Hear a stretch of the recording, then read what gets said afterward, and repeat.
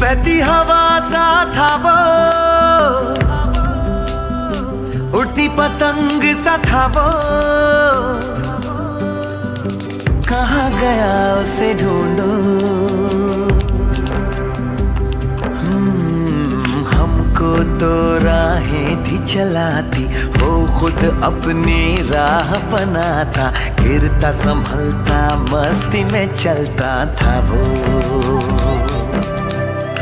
हमको कल की फिक्र सताती, वो बस आज का जश्न मनाता, हर लम्हे को खुल के जीता था वो।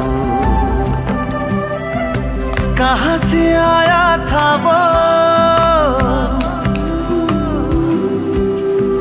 छू के हमारे दिल को,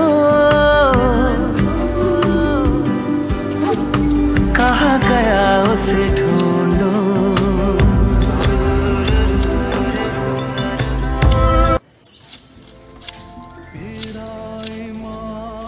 उस्ताद का रोल और माली का रोल ये दोनों का एक जैसा होता है। जैसे आप इस बाड़ को देखें, अगर इसकी कटिंग नहीं तराश नहीं करेंगे तो ये कभी आंखों को अच्छा नहीं लगेगा, लेकिन जब आप इसकी तराश कर देते हैं तो हर देखने वाली आंख इसी को देखती है।